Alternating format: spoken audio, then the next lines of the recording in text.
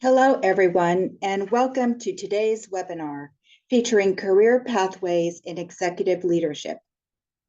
I am Diana Kremitsky, and I will be serving as your moderator for today's session.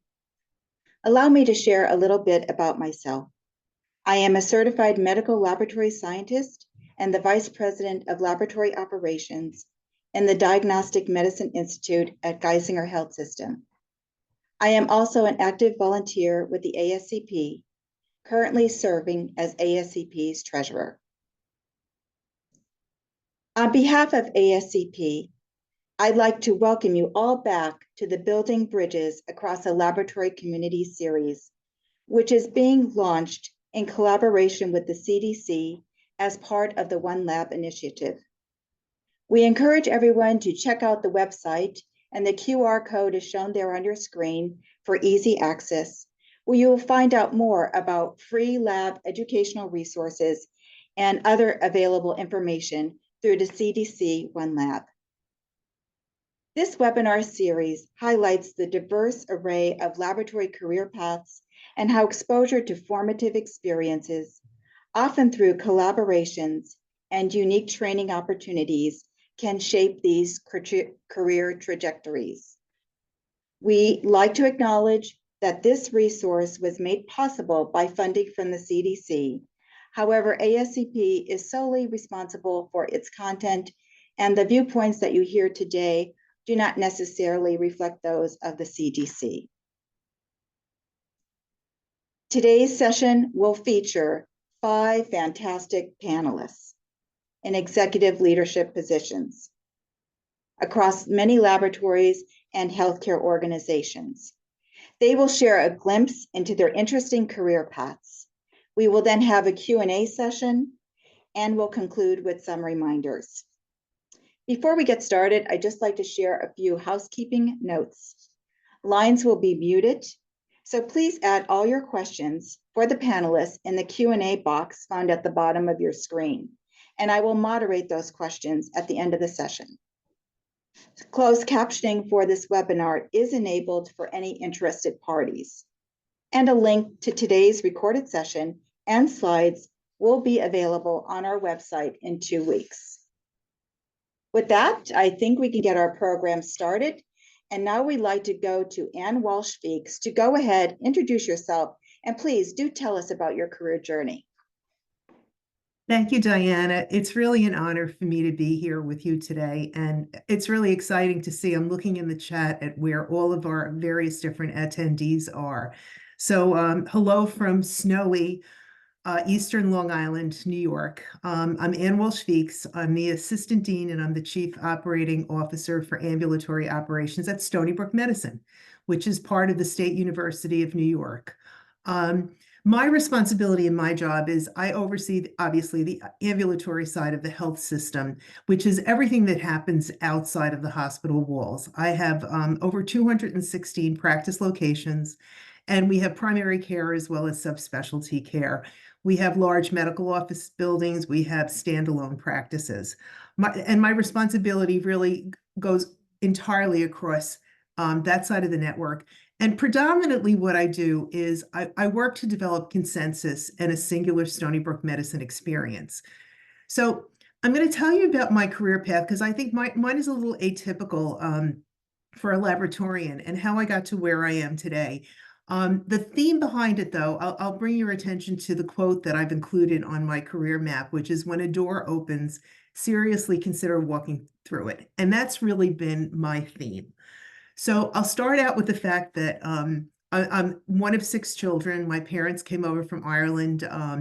My father was a fireman. My mom was a housewife. And I went to Queens College, and I went as a biology major, and I had every intention of going to medical school. And no surprise, I failed organic chemistry. And I, in essence, was dropped out of the pre-med program. And by the way, back in the day, that's what used to happen. The program wouldn't support your application to medical school, so you really had nowhere to go. So, I decided I was just going to go into research and do something like that. So first door that opened was, my sister noticed in the New York Times one Sunday a little position that said pathologist assistant. And she called me up and she said, I think that there's a program at Downstate that you might be interested in.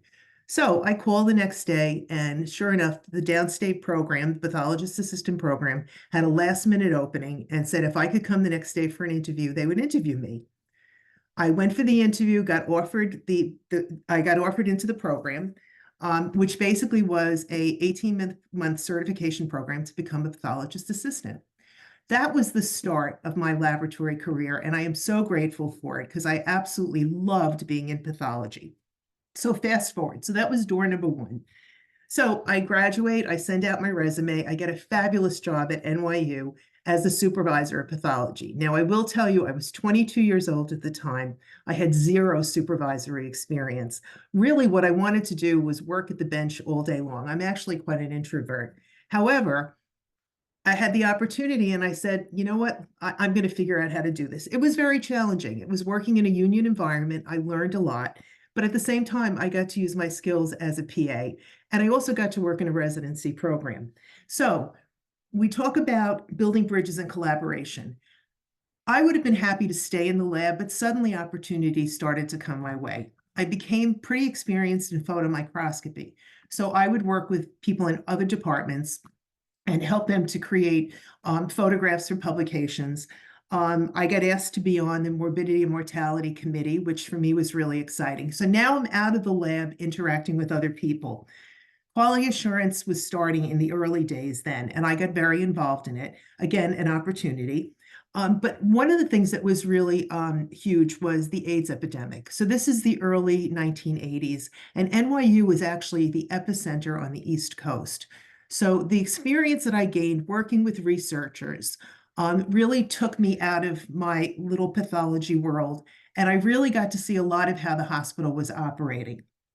Fast forward, a few years later, my daughter's starting full day school. I want something closer to home. I send out my resumes and I get a job at Winthrop University Hospital as the assistant director of pathology responsible for the entire AP division. Again, what experience did I have? I had supervisory experience, but this was more. This was budgeting. This was regulatory. Again, a challenge that a door opened and I walked through it. That was actually pivotal for me. So a few years into working at Winthrop, it was the 80s, it was the 90s, and everybody was worried that there were going to be massive changes to the Medicare and Medicaid system.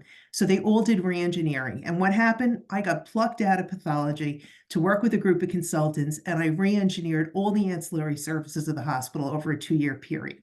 I never went back to the lab. So you have to see 1996, I leave the laboratory. I have never lost my connection to the lab. I was actively involved in that part with ASCP. The pathologist group was getting certified, and I was on the committee that was working with ASCP, built the bridge between the AAPA and the ASCP, and again, learned things that I had never thought I would learn. Was on the exam committee, learned how to create an exam. I want to fast forward, but again, the theme that I'm really sharing with you is when opportunities get presented to you, and I'm not reckless, seriously consider taking advantage of it, and looking to build your portfolio of experiences. So again, I'm at Winthrop, love my job at Winthrop, go into reengineering. My boss gets recruited by a very large health system and brings me over, and I'm going to develop ambulatory programs. Day 2 of my job, everything switches. They're in the process of acquiring physician practices. I get thrown into that. What did I know about that? Zero. Very quickly learned how to do that. So I'm going to fast forward my career from that point on. I did physician business development. I then jumped into ambulatory operations. And then the position that I had in ambulatory operations, I was actually accessed. It was part of a merger between hospitals. And what did I do? I went back to the laboratory. I had a chance to go back to Winthrop, this time as the administrative director of labs over all of the labs. And I absolutely loved it. I stayed there for 2 years. I did a lot of work to get the lab where it needed to be. There were some concerns at the time, regulatory and otherwise. I got them where they needed to be. And then out of the blue, I get offered this position at Stony Brook Medicine. So, the reason I'm telling you this story, and I'm sensitive to time because we're going to do this fairly quickly, is I have taken advantage of all of these situations, and that has allowed me to grow professionally. But I will not minimize the fact that my experience with ASCP and with AAPA, the PA group, has been priceless. I learned public speaking. I learned how to run committees. I was the treasurer of ASCP for a period of time, and I'm now the chair of the foundation. What did I know about foundation and charitable giving? Nothing. I've learned this all along the way. So my theme for you is look at opportunities, seriously consider it, build your portfolio of skills outside of your clinical laboratory and anatomic pathology laboratory skills. Add on to it. Everything becomes additive over time, and look for opportunities where you can actually grow and share. And by the way, the other thing I like to share with all of you, I think that having a clinical background as a laboratorian is absolutely priceless. That has allowed me to go into all these different settings in my career and be able to speak the language of medicine. So never underestimate the value of that particular skill set. So in closure, the other thing I wanted to share with you, you can see on my progression here is what are the things that are interesting to me? I love philanthropy. I love that I chair the ASCP Foundation. I love that I get to work with donors. We create programs, we create scholarships. I love to give back in that regard. It's really important to me.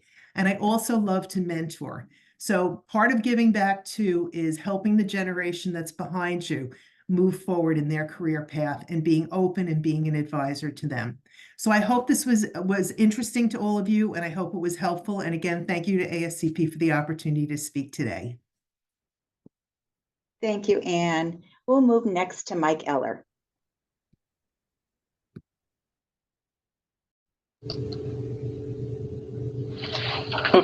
Hi, everyone. Thank you so much. Thank you for the opportunity to speak today. I really appreciate it. We have a lot in common from the prior speaker. In fact, I graduated from Stony Brook Medicine. God, almost 30 years ago. Yeah, there's my slide. Okay, so yeah, my name is Mike Eller. I'm a vice president for business development and strategy at Northwell Health Laboratories. I am a med tech also, like I just said, graduating from Stony Brook a long time ago. I worked as a med tech for several years at Stony Brook. Did some part-time work over at Brookhaven. Then ended up getting a full-time job over at Southampton Hospital in Southampton, where I ended up working in a Lyme disease testing laboratory, which was really exciting at the time. There was, well, and still is, Lyme disease was such a huge problem on Long Island. So my career has kind of gone in a lot of different directions, and what was said before by Anne was so true about walking through doors. Don't be afraid to try something new. And if you have an opportunity, and I tell this to a lot of people when we talk about mentoring, is if an opportunity is given to you, don't say no. Say yes and thank you, and take the opportunity and run with it. I always say unless something's illegal or unethical or something like that, don't say no. And that shows your employer, that you're willing to contribute everything you got to the organization, right? Because it's all about contributing to that organizational growth. So I came to Northwell about almost 23 years ago. And I don't even think I have it on the thing here, but I came as a salesperson. When I was at Southampton, I was given an opportunity to work for the company that was developing our Lyme disease testing as a salesperson, and I took it. About a year later, things weren't going as well as I would have liked, and went on monster.com, if anybody remembers monster.com, and I was given an opportunity at Northwell as a salesperson for our core laboratory. So I did that for 2 years and realized that I hated it. I didn't like going door to door The rejection was awful, and it just wasn't for me. But I took a big interest in billing because my livelihood and my salary was based on how we billed. So I spent a lot of time in billing, and the vice president of the labs at the time decided to bring me in house and asked me to his job. He called it find money. So it was digging into billing, digging into process, and figuring out where the money is and how we can grow it. From there, I was given a lot of different other opportunities in project management and lots of other things. And at one point, we had purchased Forest Hills Hospital, and my boss at the time said, "Hey, Mike, things aren't going well over there. You're a med tech. Why don't you go over there and let me know what's going on?" So, of course, a door opened, and I walked through it, and I said, "Yes, sir," and went over there, observed, wrote up a report. And when I got back, he said, "Hey, congratulations, you're the administrative director of Forest Hills Hospital Laboratory." And very similar to Anne, in a lot of her roles, I didn't know what I was doing. I was never even a laboratory supervisor. And now I'm running a staff of, complete laboratory, blood bank, pathology, the whole thing. So, you at that point, you really have to build that bridge between you and the individuals that really do the work every day, that know what they're doing, and learn from them. And the thing as a leader, and what I always want to stress is that my job as a leader is to break down barriers and make sure that all the people that are doing the work day to day have everything that they need, all the guidance to be able to get their jobs done. And if I can do that, then I'm successful, and everybody in the laboratory is successful. So I ended up running 4 of our hospital laboratories. That was Forest Hills, Franklin, South Shore Hospital, and then when we purchased Lenox Hill, I was administrative director of Lenox Hill Hospital. After a couple of years there, I always say I'm on like a 2-year rotation. Every 2 years, I would switch my role somewhat, but I ended up becoming a AVP of hospital laboratory operations, where part of my responsibility was, as Northwell grew and we purchased hospitals, that I would go in and help with that integration and the transition into the health system.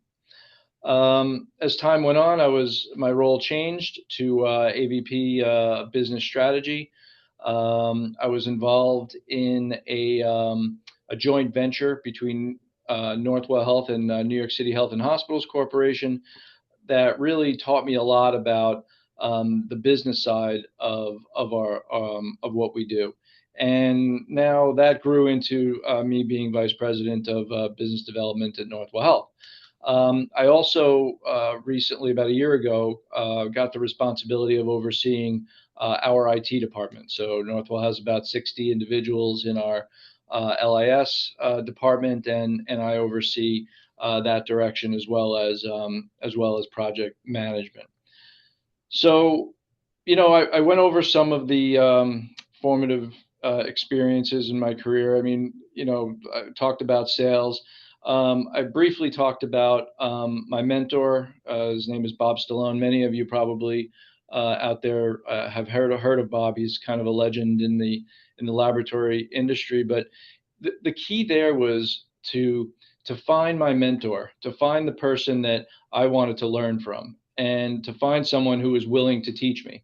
And that was Bob. So he taught me so much over the years. And in fact, Bob just retired after 55 years with Northwell Health. So one of the things that he taught me was that every step in my career that he was involved in helping me achieve was by design, right? So that was him looking out for me in my career and helping guide me down the path. So he said, "Hey, I gave you a small hospital, Forest Hills. Then I gave you 2 hospitals because you ran Franklin and Forest Hills at the same time. Then I gave you a bigger hospital of South Shore Hospital. Then I gave you a bigger hospital in Lenox Hill. So each thing that I got to do was by design. So he said, now you have a great understanding of how the hospital laboratories are run. Now let's look at the business side, and brought me in on the joint venture. So having that mentor is so important. Building bridges, always look for a way to partner with somebody. Look for things outside of the laboratory. Recently in the past few years, I've kind of jumped out of the actual, laboratory work and started to look at, the mission of our health system and the mission of the laboratory and how I can get involved in that. One example is sustainability. We have a mission at Northwell Health to be a sustainable organization. So how can the laboratory contribute towards that? So we partnered with a company that had technology on how to process regulated medical waste and potentially be able to recycle that medical waste. And it's an exciting project that's not necessarily focused on laboratory work and delivering lab services, but it contributes towards the mission of the organization and personal beliefs that I have on environmental sustainability. So I think that's really important, is to get relationships and think outside of just the laboratory. Some of the things that really helped me along my way, I got a certification in project management, which was key, and a lot of individuals that I work with now, I encourage to do that. Everything is a project, right? Everything that you encounter is a project in some sort, and having those skills to manage projects effectively was a huge help, as well as a lot of training internally that Northwell gave us, leadership training, Lean Six Sigma, and all those things. As far as some skills that can really help you in your careers, PowerPoint. It's not just for giving presentations; it's for telling stories. So when you give a PowerPoint presentation, really your goal is to tell a story. So I tend to use PowerPoint and that tool to be able to work through ideas and thoughts that I have. So a lot of PowerPoints that I have, I've never presented, right? I've just used them to be able to tell the story and get my thoughts across. Another is active listening. I always say, shut up and listen. I know I'm talking a lot now, but everybody's muted, so I have no one to listen to. So sit back and listen to people. When I'm in a meeting, sometimes someone might say, that I'm quiet, and I say, I'm not really quiet. I'm just listening. I'm absorbing. And when I have something important to say, then I'll say it. And the last thing is artificial intelligence, ChatGPT. There's a lot of tools that are becoming available to us that help us in our day-to-day lives. And, some people look at it as cheating, if you use ChatGPT or one of those tools. But in fact, there are so many things out there that can help you work more efficiently and help bring ideas to life. It's kind of sick. I have conversations with ChatGPT in my car, trying to flush out ideas, and it really does help. So I think I'll end with just my quote. If you don't do something, nothing gets done. I find that, if you don't make a decision, right, then nothing ever gets done. If you make a decision, even if it's not the right decision, you always have an opportunity to fix it. But if you don't make a decision, then nothing will ever happen. So again, thank you so much for the opportunity to speak. I think I've went over my time, and I appreciate the opportunity. Thanks, Mike, and don't worry about going over the time. Great story there. Next, we'll go on to Amy. Amy, please introduce yourself and tell us about your career journey. Thank you, Diana. Sincere thanks to ASCP and CDC for this opportunity to contribute to building bridges with these other esteemed colleagues. I'm Amy Spitzka, and I'm very appreciative today to be with all of you as laboratory leaders who are living out your lives' work on behalf of the patients we serve. I currently serve in a dual role. This is evidenced by the logos that you see. I am the executive director for the ASCP Board of Certification, and in addition, the ASCP Chief Officer for Examinations and Credentialing with resident and fellow in-service exams. To be fair, I want to offer a disclaimer. I'm very new, literally weeks into my role with in-service exams, so will not reflect as extensively on that new role. It truly is an honor through my professional roles to serve our laboratory professionals, scientists, physician practitioners as what I see as their professional journeys in support of elevated patient outcomes, primarily at this point in my career through credentialing. And I think, we're all here today, given that our lives are journeys. My path to arriving here was one that was enriched, as you heard from both Anne and Mike, by mentors' influences all along the way. And I will start very early in my exploration of developing curiosity and becoming a scientist, again, very much influenced by mentors. And I just want to say that I truly hope what I share today is a source of encouragement. I think especially of emerging leaders who are in the space of their journey, whether you're hearing maybe a yes or a no or a not yet on the path that you're forging. Please do not be deterred by the no or not yet. There is certainly value there. For myself, I was initially unsure of the direction for my passion to serve patients as a laboratory professional. I knew that was the space for me, and I began in a dual histology technician program and medical laboratory technician program at a rural community college in Minnesota. And it was at the tender age of 18 that I recognized something that I think we've all experienced. And this is sort of the state, if I can describe it well, of really complete immersion. It's this focused engagement on each patient I cared for, whether I was at the microtome or the microscope. And I chose a path forward in anatomic pathology. And I continued to be very receptive to those who poured into my knowledge base and skill development. This as I attained my biology degree and then experienced what I see as a life's dream come true when I was later accepted into the Mayo Clinic cytology program. And again, I hope that you're sensing what I'm referring to. It's this sort of state of complete immersion, this focused engagement in your life's work. I want to thank you for what you're doing in that space. And when you find this perfect alignment of what feels almost effortless tasks, we know how complex it is to be a laboratory professional, a pathologist, but your experiences provide that deep satisfaction that fuels your intrinsic motivation.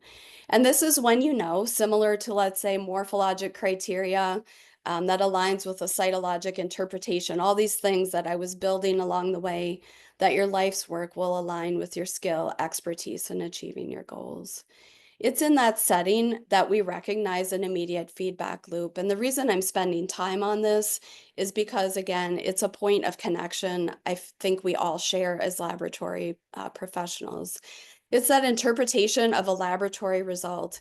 It's providing a high quality tissue section for a pathologist to provide a diagnosis, or even offering an interpretation real time during a fine needle aspiration. Those are just highlights of experiences that affirm this really positive enforcement. But how does that connect to leadership? We know that high skilled scientists are often tapped for leadership roles. And so, as I was going throughout this sort of emerging career phase, I was also becoming more and more engaged and contributing to experiences at the local, the state, the national level as a volunteer for numerous organizations, including ASCP. Very rich and rewarding experiences. And if you look at the column on the left-hand side of my bio, you can see that my experience kind of as I continued through this career trajectory centered then around professional development, earning my master's degree, and then also looking at where I was at and where I wanted to be, and attaining additional BOC credentials to exemplify my career trajectory and support the roles I fulfilled. I think it's really important to also be a lifelong learner. Um, just last year, I was able to achieve the attainment of my doctoral degree in health sciences. So you can see the roles that I've served in. And I would just say from, the '08 to 2010 timeframe, I said yes. And, that was a recommendation even from Anne. I said yes to being a histotechnology program director and a cytology education coordinator, along with the education supervisor in the Division of Anatomic Pathology. This at my alma mater, Mayo Clinic in Rochester, Minnesota. And then I said yes again to moving to what's a distant planet of Arizona, if you've lived in Minnesota all your life, to become the operations manager overseeing 14 service lines within anatomic pathology.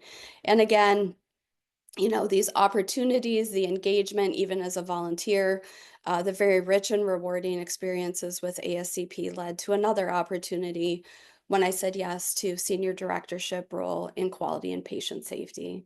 So I had to smile that we were given 3 bullet points to talk about current responsibilities. I can't even describe a day that's the same, but I will say that I wake up every day, every single day, anticipating the opportunities that are related to elevating our patients' experiences and outcomes, and advancing, I will say now in my current role, professional visibility, value, all through credentialing, even on a global scale with the Board of Certification. And all throughout this, I also feel that, being hardwired to optimize and look at OpEx or operations excellence has been an imperative that has benefited patients. And so I want to move now from sort of, how I describe this moment of flow and those formative experiences. I'm going to be more thematic and transcend date and time as compared to Anne and Mike. But I want to talk about something that I think we've all experienced, and this is the science of leadership. The flow of leadership, to be honest, is one of delayed but immeasurable gratification. So the individual patients' lives that you touch and contribute to at the bench, at the analyzer, a microscope, it's tangible in the moment and is very much aligned again with scientific prowess. At times with leadership, the patience, the persistence, that requires a level of diligence, and even this very deep sense of commitment time and again to others over yourself. You need to be self-aware and self-supportive, because for those in, again, emerging leadership roles, leaders at all levels, a healthy feedback loop in being a leader isn't as time sensitive. And so when you lead those who care for patients and professionals, the outcomes are truly exponential. So again, I want to encourage, and sometimes it seems trite, but it is so true. Leadership is a mindset and not a title. So really, when you think of, those formative experiences, it's essential to identify and own your transformation. I'd like to share a little bit about my transformative leadership experience. So when you lean in, you have to, by way of yourself, look at your current perspectives, your performance, your capabilities, and you have to be visionary. And I'm not saying visionary as if it's lofty. I'm saying that's really where the grit is. So the ability to tackle complex problems and assure, most importantly, that healthy, effective relationships are elevated. That has been very key to me in my leadership journey. I will say that it's courage to make challenging choices. I think of the numerous times in which the opportunity to modernize platforms was really required, but I also know that my colleagues loved the platforms they were previously on. It's also about focusing on the long view compared to currently unpopular opinions. And so I'll just take it from this perspective in my current role. Really, leadership transformation requires us all, we're scientists. We need to think deeply and manage our affect and our emotional intelligence in very intense situations. I think of an example most recently with international experiences I've had with the Board of Certification. You may or may not be aware of the over 640,000 credentials attained worldwide by over 590,000 laboratory professionals that BOC credentialed laboratory professionals are caring for patients in 119 nations around the world. And this has required our leadership team to be intentionally adaptable and have deep curiosity of perspectives to align with their expectations. And if you elevate others and you remain yourself, that reward will have a multiplier effect. And when I think of building bridges and I think of, again, thematic elements, maybe not dates and times, I will say the most proven outcome for myself has been time and again to build trust through transparency. I'll just say your unique qualities, those of mine, they provide some infinite potential. If you remain in that space and contribute mightily, you will recognize certain impacts. Think of the impact of COVID. Answers were identified real time, and we needed to be inclusive of others' values, strengths, insights, all of that to build trust in a time of unknown. I think vulnerability is healthy, but never be an artificial form of yourself because it won't be and can't be trust affirming. And when you think of cultivating talents and strengths, and I want to talk about this with the resources I have for active links, look for those personally in yourself and in others, and you'll see the best outcomes. All the connections that you can make, organizations and personally help people know that they are seen, heard, and valued. So the resources and opportunities of interest I hope to share with you today, the active link to the Board of Certification exemplifies, I will say, diversity of perspective.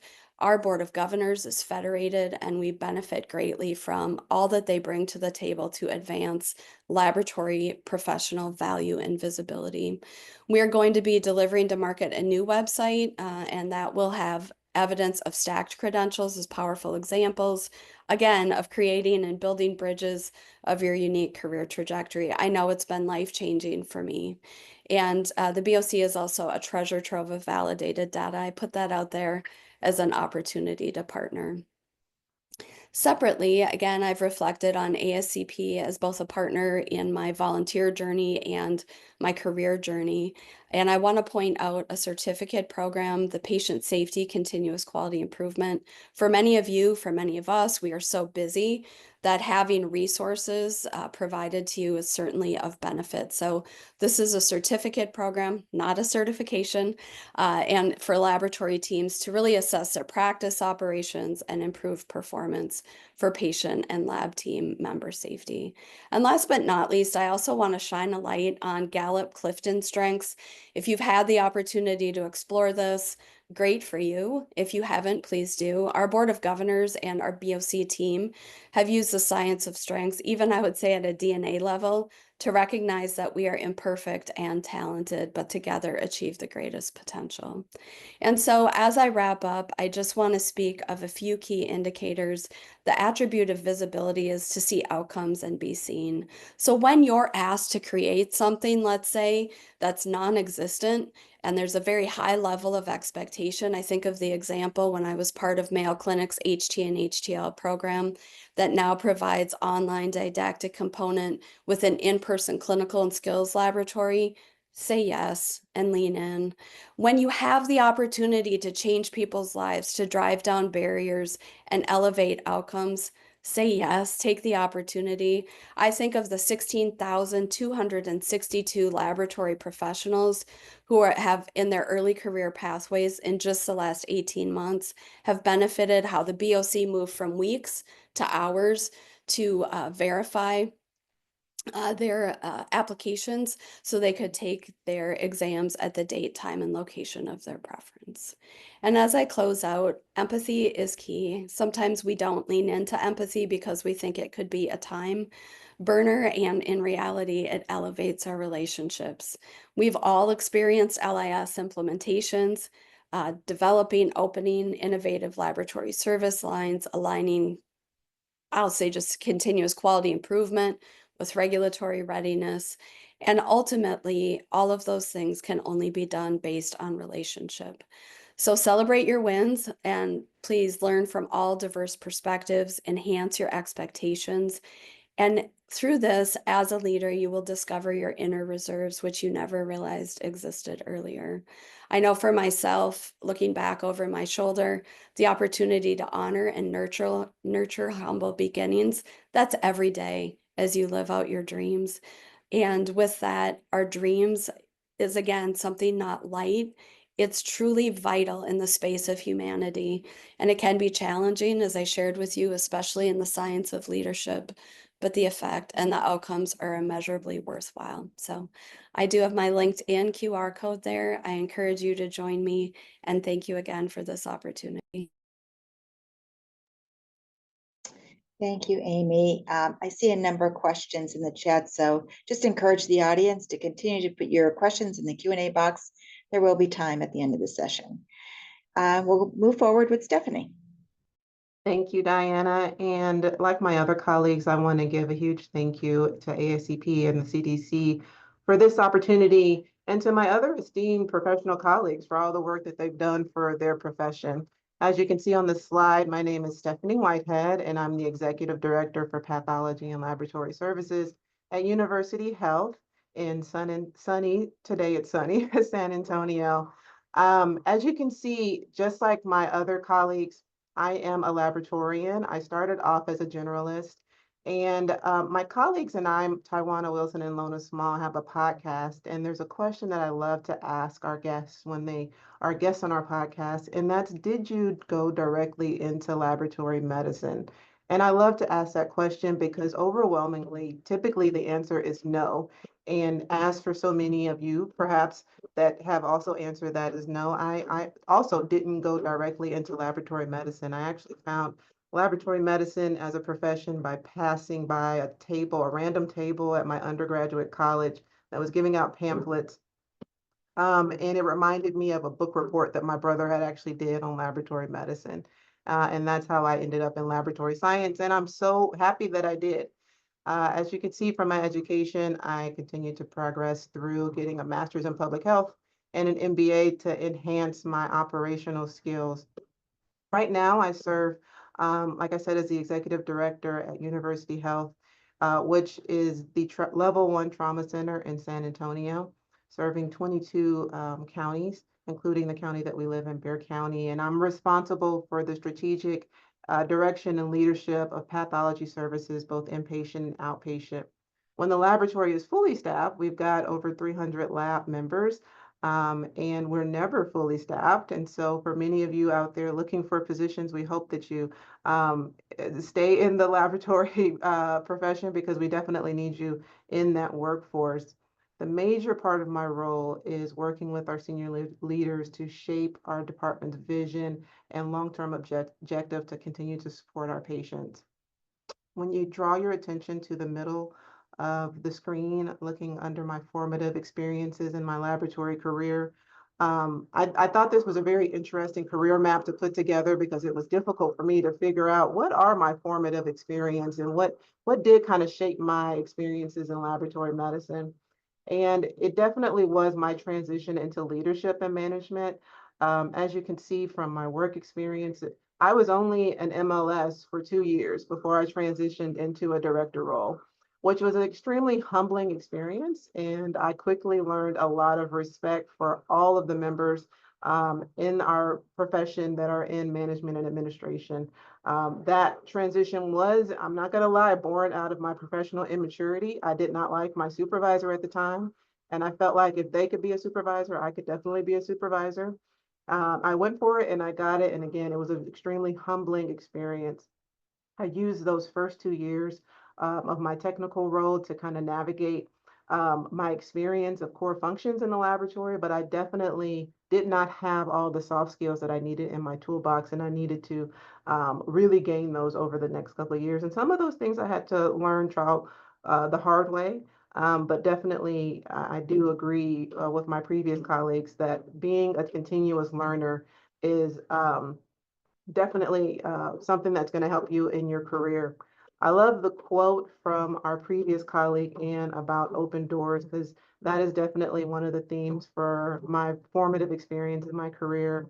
Engaging and networking, and it's not easy all the time for laboratory professionals to get step away from yourself and engage and network with other people and find the value in that, of understanding that you can't do everything by yourself. But through my networking with 2 other individuals in this profession, I always give credit to my dear friends, Tiffany Channer and Dr. Marsha Kinney, who encouraged me to be more engaged in volunteer activities being a volunteer, and right now I've got several positions with the ASCP on councils and committees. Stretch my abilities in many ways: public speaking, leading committees, advocating for our profession, helping others to understand our value, but mostly thinking of our profession at a larger, broader view and how we can support each other in moving forward the initiatives and challenges that impact laboratory medicine. And lastly, I think one of the most formative experiences in my career is crisis management and handling high pressure situations, and not just COVID and other natural disasters. But I actually moved to San Antonio after a hurricane, Hurricane Katrina in 2006. And I was actually a lab director in Mississippi when that occurred.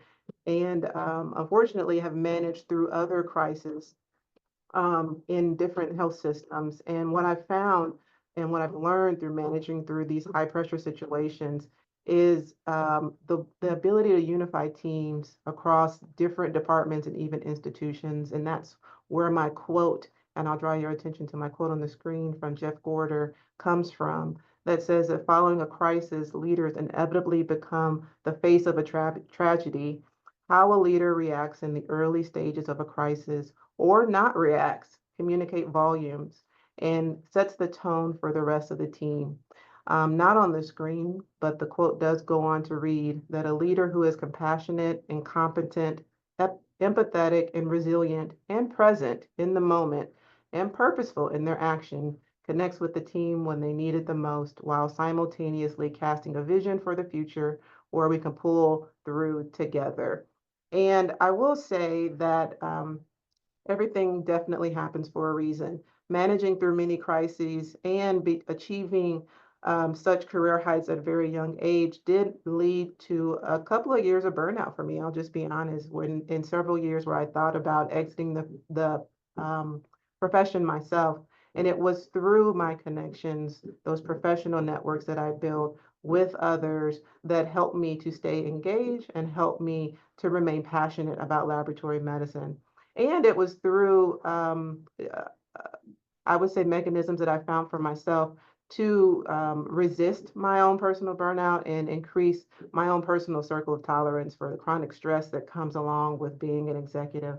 So if you're looking at progressing your field, yourself, your career in management, I definitely suggest methodologies like trauma-informed care. That's one of the three most valuable skills that I have listed on my career roadmap, and positive intelligence. And both of those will help you increase your mental fitness, just like you work to increase the muscles in your body, your physical fitness, your mental fitness is just as important to help expand, like I said, that circle of tolerance and help you manage those natural ups and downs that come with leadership.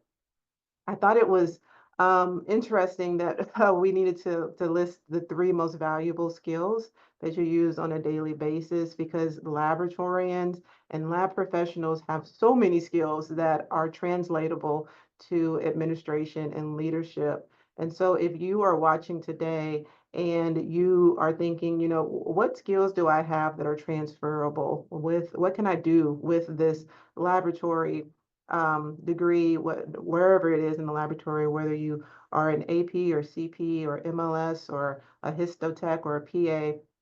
And I would tell you so much. Don't limit yourself.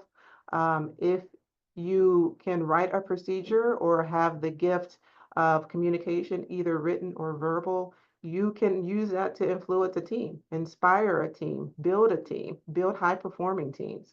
Laboratory professionals are great problem solvers in our instruments, in our workflows, making sure that our turnaround times are out pristinely. We're great at critical thinking, and that translates well to crisis management and innovation. We are problem solvers. We are detail-oriented individuals. We can walk into a situation and focus in like a laser on what is inefficient in that workflow and that process, and how can we change that to benefit and make it better? How can we lean out the skills that we need in the laboratory to make the patient workflow better? We are very adaptable. We're continuous learners. We need to be for our skill set, and that translates to leadership with leading through change. We're great at data interpretation and informatics, and that translates to evidence-based leadership. Laboratory professionals are data-driven decision makers, and that translates to leadership with operational costs and driving efficiency. We are great at time management and multitasking, and that translates to leadership with prioritization and resource allocation. So I would say, do not limit yourself. There's so many aspects and soft skills that you gain as being a laboratory professional that are translatable to leadership and administration. For me, in my opinion, in laboratory medicine, your career progression, we've seen all of these beautiful maps that have been presented by myself and my other colleagues, but nobody's career progression is a straight line or linear.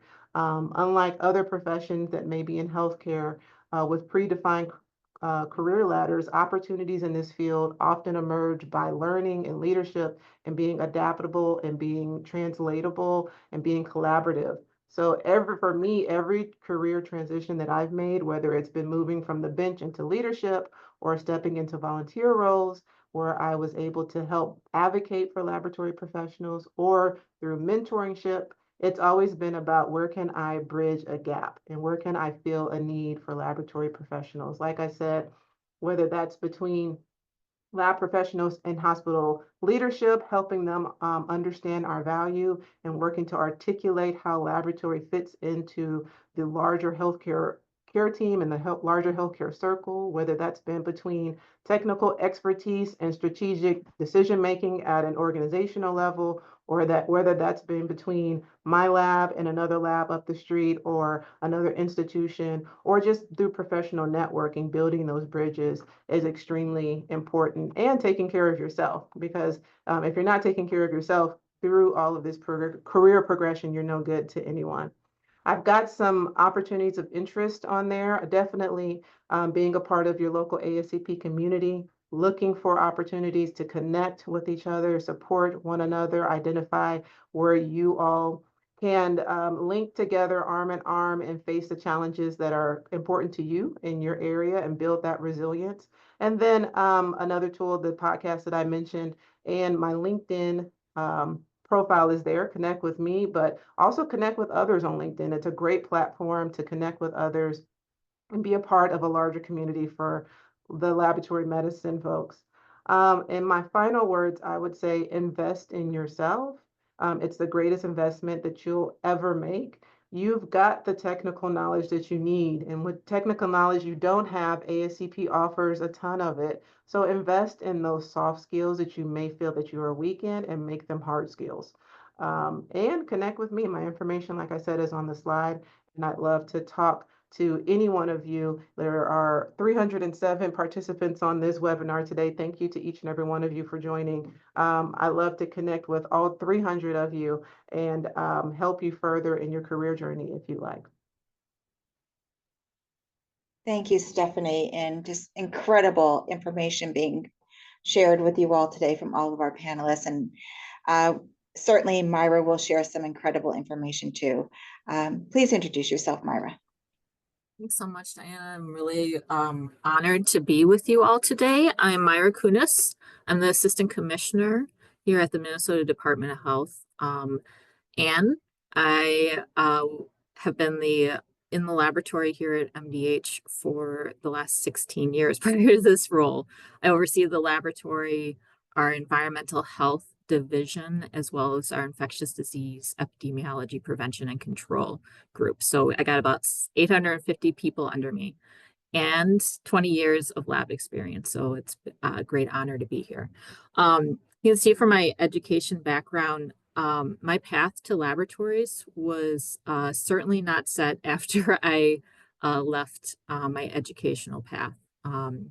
I planned to be a stream ecologist, but moving to Chicago to follow my husband's dream to get his master's after I finished meant that I needed to find work, and I found it in environmental labs.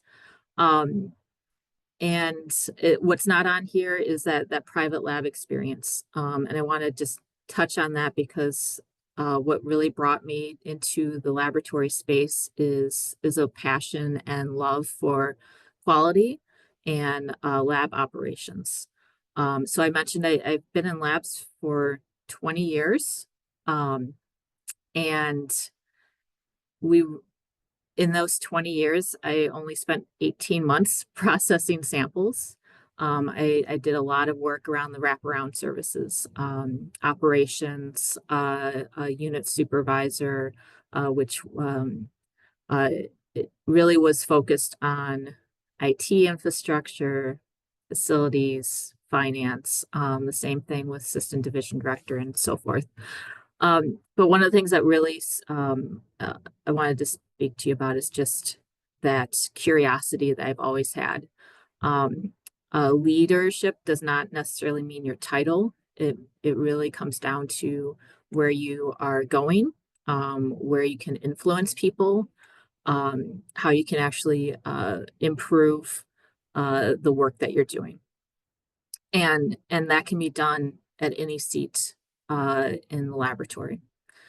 I found that to be very much the case when I really started this career path that I did not expect. I mean, there's still some days where I pinch myself on the journey I've been on because it's been a wild ride. Very few positions I've held, very few opportunities, and in some cases, crisis that I worked through brought me to this seat today. It was some of the formative experiences I have here really recognizing that crisis management really pushed me out of comfort zones and into spaces that really impacted my long-term career path. I'm not going to go into all of them in great detail, but it really, those moments set you apart, being actively listening to your team, being present in times of crisis, and recognizing where your vulnerabilities lay can really help you support your teams differently. Leadership and our pathways are really are reflected in those around us. Couple of things about building bridges within the lab community. I've been using this metaphor more lately than usual. Is oftentimes our teams need to look up from the microscope and not so focused just on the task at hand, but look up and see the bigger picture around them. It helps impact decision making and where they're going to be going. And so that really comes into play throughout your career. If you can take that moment, that pause to look up and see the world, see the impact that testing has, the impact on long-term decisions that are made throughout our organizations. Here in public health, a lot of that is whether or not to shut down a drinking water facility, whether or not what flu vaccine is going to be distributed in the future. And those bigger picture impacts really set the public health labs on a different trajectory that is just a passion of mine. Really breaking down that complex work that people are doing every single day to find the commonalities and then relate that back to various program areas is critical. Again, understanding that bigger picture, where's the data going? How is that decision being made? Helps you really understand the impact that you have every single day on people's lives. As a leader, acknowledging when you make a mistake and apologizing, goodness gracious, that has gone a long way. What you really need to make decisions. I think that is a skill set that as a leader, as your career expands, being comfortable in that unknown, making a decision even if you don't have all of the information, and recognize when you might have to rethink it, retool it, bring it back to a team, make some changes again. That constant quality improvement built into your work makes a big difference. Cross-training and respecting the IT process and workflows. I've had the great pleasure of leading and strategically planning significant number of IT processes in our public health laboratory. We've implemented several databases, retooled, implemented new databases when something's not working. And it's really just critical to continue to do that cross-training. If you have an hour downtime, go talk to your colleague, go find out what they're doing across the bench or out in the field, or how your work really impacts that larger spectrum. I have had some great opportunities, leadership opportunities over the years. Minnesota has our agency is part of a broader enterprise system. And I've had the immense pleasure to go through the Emerging Leaders Institute and the Senior Leaders Institute here in Minnesota. It's led by several organizations and then the University of Minnesota, and it's been an outstanding process, and that's been a couple of programs. And the Association of Public Health Laboratories, which has brought me here today, their Emerging Leader program really set me up for significant success and nationally. I had a pretty specific focus area and not many opportunities to move beyond Minnesota Labs, and that Emerging Leaders program really just set that stage and gave me a great opportunity. So many of my colleagues on today have talked about leading with yes, and when a door opens, go through that door. I cannot express how much I would not be here today in this role, speaking with all of you, if I hadn't took a plunge, took a leap, not being incredibly comfortable or ready, perhaps, for a new role, but taking that opportunity and trying. Even if you don't get something, if you keep trying, regroup, rethink where your career is going, and try, because no one else is going to do that for you. If you are in a position, in a role, in a lab or an organization that you don't either mesh well with or don't feel good in, look for something else. It's okay. I hope you don't leave labs, but as my colleague Stephanie mentioned earlier, there's so many amazing skill sets that you learn in laboratories that take you so much further than that one area too. So a couple of valuable skills that I use regularly is conflict resolution and coaching, mentoring. I've had the amazing opportunity to have many mentors over the years, many colleagues that also help with that strategic planning. Sometimes you can get in your head about what the best solution is to a problem, and having a great colleague that you can refer to or just bounce ideas off of. It's such a valuable space to have with others. Active listening and communication and advocacy, of course, those areas we all can learn from and improve on, and I use them every single day. And also know when you've hit your capacity or you are not the right person. We aren't always the best at everything we need to be doing. Pulling in those people that are better at that is very important. Gives them an opportunity and it gives you an opportunity as well. So encourage you to do that. Project management, goodness gracious, that's an everyday activity, even if it's not the formal project management. And then I'm just going to end with a quote from Nick Offerman: always maintain the attitude of a student. I'm a constant learner. I don't, I always want to learn something from someone else. Every position I've had, for a short period of time, I milked cows when I was in college because I needed some work, and I learned very early on that that was not something that I could do very well. And I took something away from that.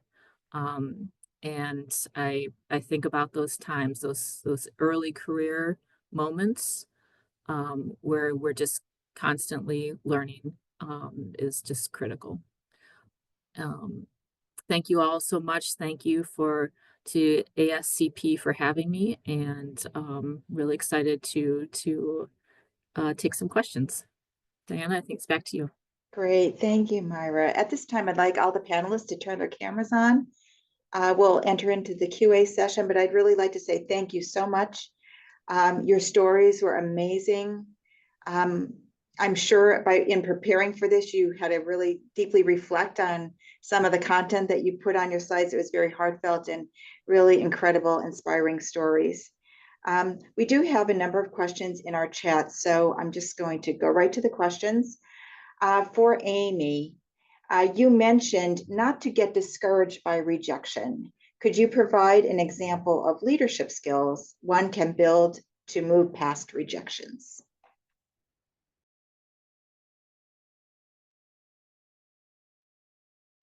I think you're on mute there. Thank you, Diana, and thanks to our colleague who offered this question. I think it's a normal human emotion, and I want to recognize and reconcile that to get discouraged by rejection. It's when I had mentioned, you're hearing the no or not yet. I would say that it is in the space that resilience is built. And, if you look at the feedback or the decision that you're receiving that maybe didn't, align with your goals or expectations, and you make a very positive assumption that the decision was made because they care about you as an individual, and you have the opportunity to look at that feedback thoughtfully and carefully, I think it can help, sort of grow you as an individual. I just want to assure you too, and I think my colleagues here on camera today are all going to nod when I say we've all been there.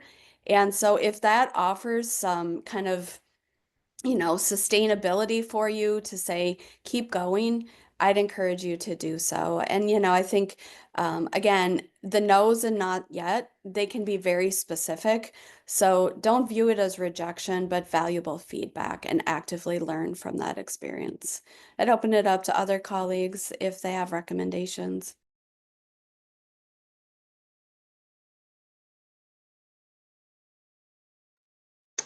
Thank you for that answer, Amy. I'm going to go next to Stephanie. How does one overcome the fear of choosing the wrong path? And the example provided was choosing the wrong organization to work for. Wow, that's a really great question. Just like my colleague Amy, thank you for the participant that submitted that. I'd say a couple of things. One, I can't remember who quoted this, but someone smart, more famous and more intelligent than myself, I remember saying, I'd rather choose something and it not work than wonder what might have happened or live with regret. And so the first thing I would say is figure out what are your core values, and does this organization align with your core values? If you're leaving, and the reasons that you might be trying to leave your current organization, sometimes we leave because we think the grass is greener at another place, and it's not necessarily greener, their grass is just fake. And so, figure out why you're trying to leave. Understand that no organization is going to be perfect, but you can do the most perfect job that you can in that organization. And and if you really think about the decision that you're trying to make, will you regret that if you don't move forward? Like I said, I'd rather take a leap and it not work out than wish to myself, I wonder what would have happened if I had been braver. I wonder what would have happened if I had just taken that open door. And if you feel like you're going to have any of those feelings of regret, then definitely go for it. Also, and I think this is something that not just lab professionals, but professionals in general struggle with is fear that every decision is final. You always have a choice. You always have a choice. You are never stuck. You are never stuck in a city. You are never stuck in an organization. You are never stuck in a relationship. You are never stuck. And so if it doesn't work out, we have a workforce shortage. Somebody else will want you. You know, go there, do the best you can, offer all that you can, give it everything that you've got. And just like relationships, sometimes one organization is a good place and you're a good employee, but you guys just aren't good together. It's just not a good mesh, it's not a good fit, and that is okay. You can walk away knowing I tried a thing that I really wanted to try and it didn't work out. Just like Amy said, I'll offer it for my other esteemed colleagues who I'm sure have had these same concerns in their career paths and their career journeys to offer anything additional. I can share in my particular case, two of my job moves were not exactly what I thought they were going to be. And, you know, I tend to be a very optimistic person. The glass is always half full. So I decided that I would spend the time picking up a new skill set and thinking about where I wanted to go next. So perfect example in one of the positions that I had. I knew that I needed to move in a different direction. So I had some discretionary time and I decided I was going to study for my FACI. I'm a member of the American College of Healthcare Professional Executives. And it was a lot of work to study for the FACI, but I was able to build it in to the time that I had. And it gave me a feeling that I was preparing myself for an out. And it actually prepared me very well because that particular credential has been very valuable to me, at least in some of the organizations I've been in. So take advantage of the situation that you're in, make the most of it, but have a strategy for where you're going to go next and what you need to do to get to that next step. And you mentioned some new skills along the way. Any other panelists would like to speak to any new skills you really had to quickly learn as you took your next step? Yeah, I'll talk to that a little bit. Uh, one of the moments that changed my career trajectory a little bit was we had a fraud situation in our laboratory, and that was 3 months after I started in a new position. It was higher level, and I wasn't confident in that space. And one of the things that happened is I had to go to the governor's office and explain what was going on, and had to do a press release. Never in a million years had I done that before, and now it feels like I do it daily.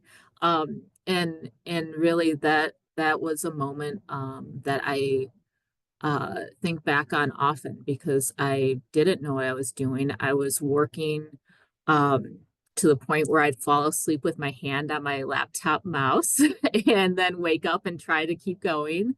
And that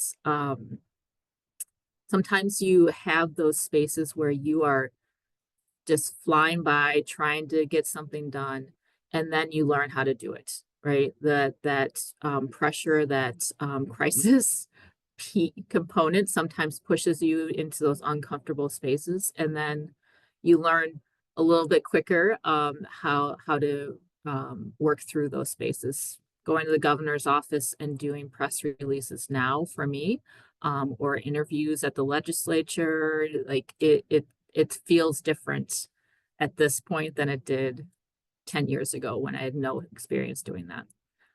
So when those opportunities come up, say yes and try it. Very good. Any other panelists like to add on? I'll add on that one skill that, especially in the arena of executive leadership, that I've found value in is the power of pitching yourself. I love the quote that many say that you don't get what you deserve, you get what you ask for. And that has been so true in my leadership trajectory, that you have to find the power of your voice, where laboratory fits into your organization in terms of value, in terms of proposition, in terms of return on investment. and ask for what you need. And you know what, early in my career, I was so timid to advocate for the laboratory and my staff and what we needed and the things that we wanted, because I didn't want anybody to be mad, or I didn't want to make anybody upset, or I didn't want to rock the boat, or I didn't want nursing to get upset. And so we'll just do what you need to do. And you just find quickly that you can't operate in that space. You have to be able to be an advocate, to understand your value, understand your department's value, understand your department's needs, and be able to effectively communicate that. That's not a space that many laboratory people are comfortable in. We're naturally, many of us, introverts or ambiverts, but that doesn't really get you very far when you have to be able to have interdisciplinary conversations and collaborations and be able to articulate in meetings, I need to be at the table. Laboratory should be in this space. Laboratory is important to this conversation, this process, this work that we're moving forward, this strategic plan, this strategic vision. And so you've got to be able to find your voice in those spaces and be able to speak up for what you need and what you want. That's great. Thank you. I'm going to move on to another question, and certainly any panelist could take this one. What leadership opportunities are available for laboratory scientists who hold categorical certifications? What additional education would you recommend for someone who holds a categorical certification? I'll lean in here and certainly invite my colleagues to join me.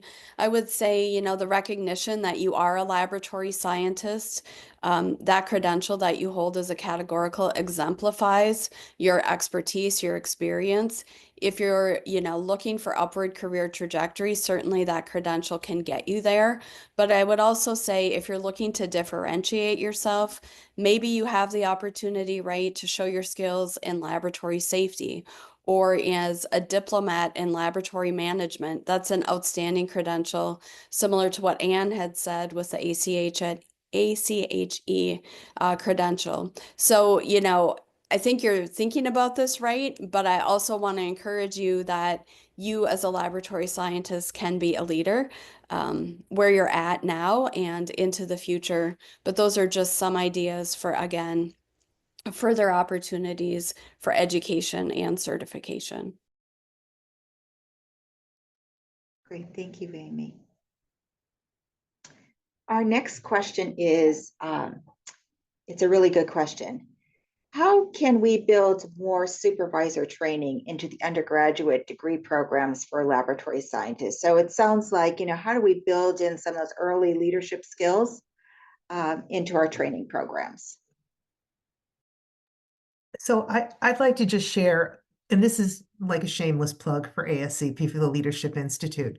One of the more valuable things that I did being a member of ASCP, and at the time I was a board member. So when the program came out, we were trialing it. And the components of it were emotional intelligence, understanding your management or your style, communication, at handling difficult situations. It was a fairly generic course with a key set of trainings that I think were foundational, that actually helped me going forward. So my recommendation would be that that's not, in those programs, I appreciate that ASCP has it, but you can get them through many, many other ways. LinkedIn Learning has them as well. Perhaps the training programs would consider putting a piece of the curriculum to include things like that. One of the most valuable was understanding emotional intelligence. I mean, I took this course probably 15 years ago, and I still have it on my desk, all of the handouts, and I periodically refresh myself. I thought it was priceless. So just a suggestion that I think it would be helpful to include that, because that becomes foundational and teaches you how to work with other people and potentially be a supervisor down the road.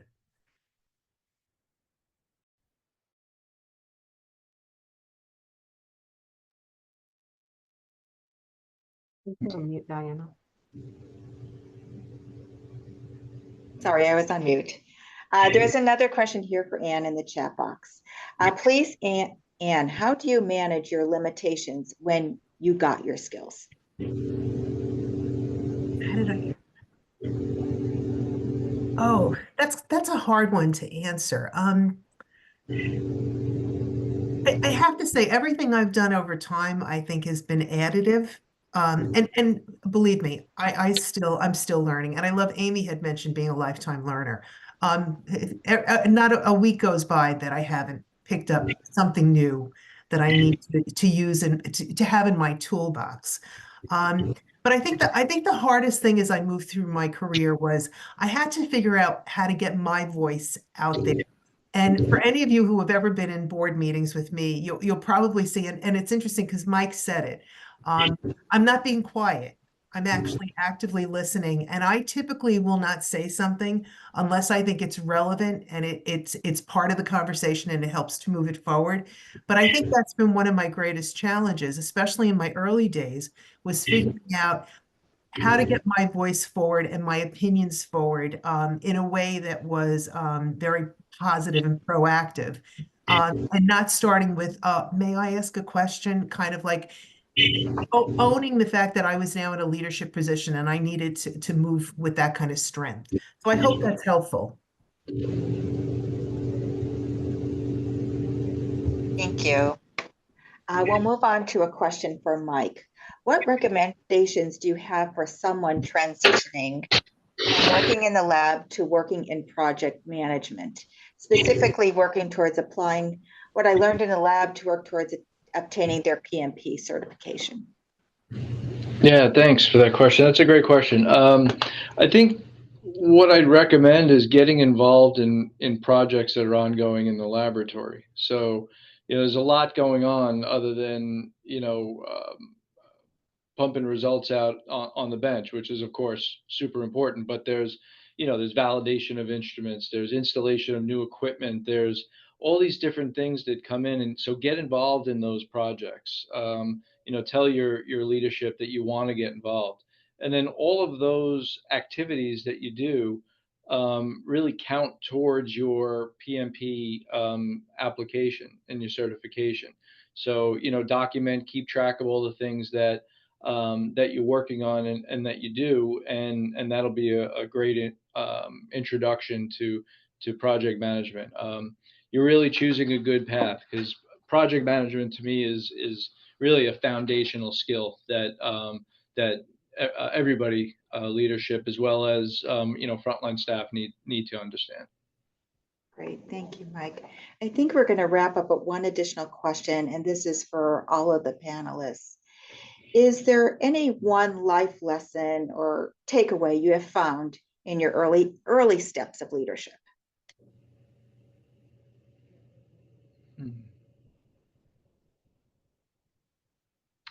I guess I'll start off. I think just listening is such an important thing, is being able to shut yourself off and really understand where people are coming from. I think if you can really actively listen, then you could really understand what people are trying to say, and then you could help find some solutions. Thank you, Mike.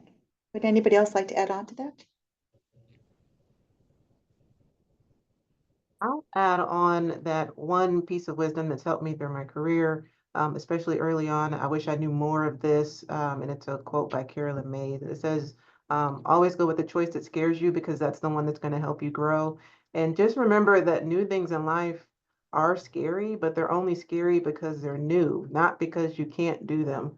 And that has always been one of the things that has helped me understanding that, yeah, my heart might beat fast and I might have anxiety and I might be fearful of doing something, but that's just because it's new. And it's not because I'm not capable of doing it. And just like Amy said, the more you lean into those moments, the more confident you'll become and the more you'll grow in some of those situations. Thank you, Stephanie. I also think it exemplifies how in those moments where everything is new, you can build relationship through mentorship, and also letting people know that, I'm early to this, what skills do you recommend? And to circle back to what Mike said, it's to listen and learn and be receptive, and that applied learning will continue to pave your career trajectory. Great. I think I'd just like to add, you're not going to know the answer to everything you're ever asked. And what I've learned over time is I may not have the answer, but I typically will know who to go to get it. So one of the things that I learned early in my career progression was Have a wide network of resources available to you. Go outside of your department, get to meet people, sit on committees, do various different things, and understand where all of your resources are. In my world today, I have a fabulous compliance person. I don't have to worry about the current compliance updates because all I need to do is reach out to Laura anytime I have a question. I have my HR and I have my legal team. So build your resources so that you know who to go to when you are asked the question. The other last thing I'll throw out to you, I heard this very recently. My group had gone to a cardiology group to understand how they did cardiac urgent care. And as I walked around and I talked to their staff, I asked them about how they handled certain problems. And they said, the only no that I know is no problem. And I thought that that was really very interesting, meaning we will figure it out. So again, experience from early in my career and something I learned just recently that is really resonating with me. Great. And then I would just add one more thing that Go ahead, Myra. early on in my career path, I thought that I needed to know the answers. I thought that like supervisory work was going to be a no-brainer. I could figure that out. It took like 2 years, right, to feel confidence in working with a team and bringing the right folks on that team to go work in a union environment. And that's a whole thing to learn. And it once you get to that point where you feel confident, it opens so many more doors to you. But it takes a while to get that patience and that humility to really demonstrate where you can be. And it's okay not to be right all the time. It's okay to screw up, but understanding when you really need to either pivot or lean into other people more is just absolutely critical, especially in those early years. Thank you all for an incredible contribution here today, panelists. You truly are inspiring and certainly built bridges throughout your career. So as we wrap up today's session, we'd like to remind everyone that our next webinar will be March 12th, and it'll feature 5 esteemed panelists who are laboratory professionals at the bench. Finally, we will be offering 1.5 CMLE credit for this webinar, and instructions will be emailed to live attendees tomorrow via Zoom. And credit claiming is available for live attendees and must be entered within 1 month of the webinar date. I'd like to thank you all for attending today's session. Great participation, and hope you have a great day. Thank you, everyone. Thank you.